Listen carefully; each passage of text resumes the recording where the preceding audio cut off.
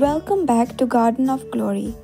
In today's meditation, we enter the heart of 1 Corinthians chapter 1, verse 17 to 31.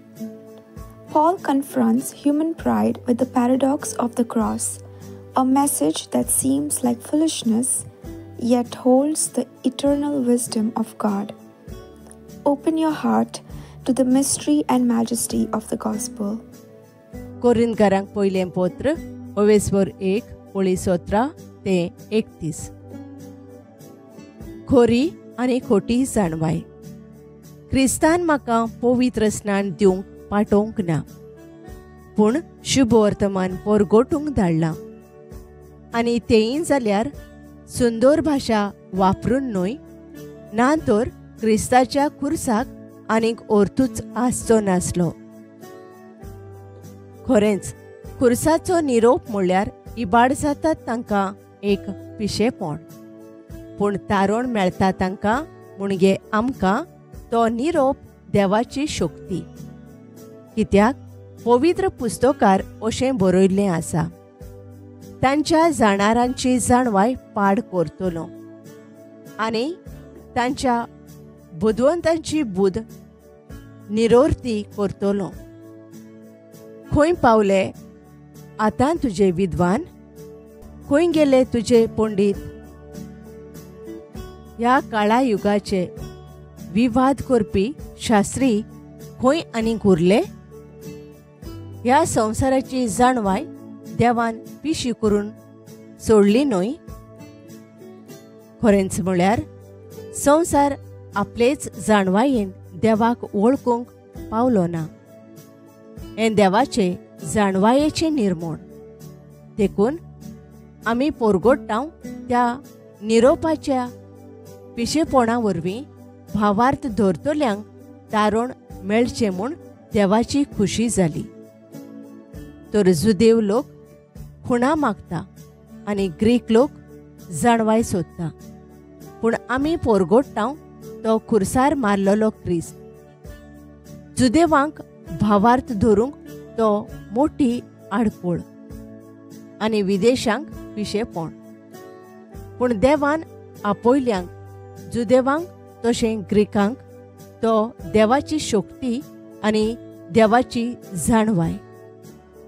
खरेंच जें कितें देवाची पिसाय दिसता तें मनशांचे जाणवाये परस अदीक शाणें, आनी जें कितें देवाची ओस्कोताय दिसता तें मनशांचे शक्ती परस अदीक शक्तिवंत. भावां भयणीनो, तुमी देवान आपयलीं मनशां. तुमचीच गोत कसली ती पळयात. मनशांचे नदरेन तुमचे मदें व्हड शिक्षणाची चडशीं नात, पदवी आसलेलीं चड कांय नात, आनी उंच कुळयेचीं चडशीं नात. तरी जाणारांक लजेक घालूंक ज्या कोणाक संवसार पिशी म्हूण धरता तांकांच देवान विंचून काडल्यांत. आनी शक्तिवंतांक लजेक घालूंक ज्या कोणाक संवसार असोक्त म्हूण लेखता तांकांच देवान विंचून काडल्यांत. तशेंच ज्या कोणाक संवसार हलको लोक कसलेंच मोल नासलेलो लोक म्हूण धरता तांकां मोल आसलेल्यांचो नाश करूंक देवान विंचल्यांत. हे परी कोणाच्यानूच देवा मुखार आपली वडवी करूंक जायना.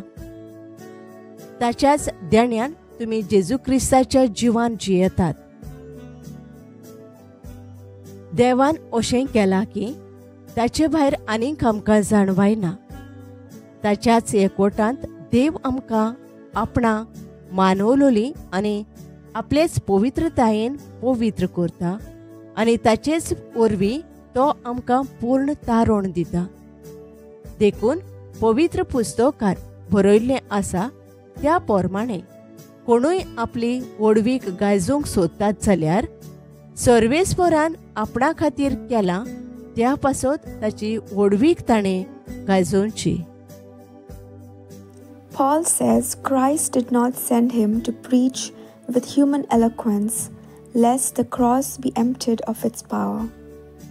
To the world, the cross is weakness, but to those being saved, it is the power of God. God chose the foolish to shame the wise, the weak to shame the strong. Why? So no one may boast before him. Our righteousness, holiness, and redemption are found in Christ alone. As it is written, "Let the one who boasts boast in the Lord." Let us pray. Father, we thank you for the power of the cross. Break every pride in us that tries to earn what you give freely. May we live in the wisdom that comes from surrender, not from strength. Let Christ be our boast, our anchor, and our light. In Jesus' name, amen. Thank you for joining today. Please like, share, and subscribe to support this channel. God bless you.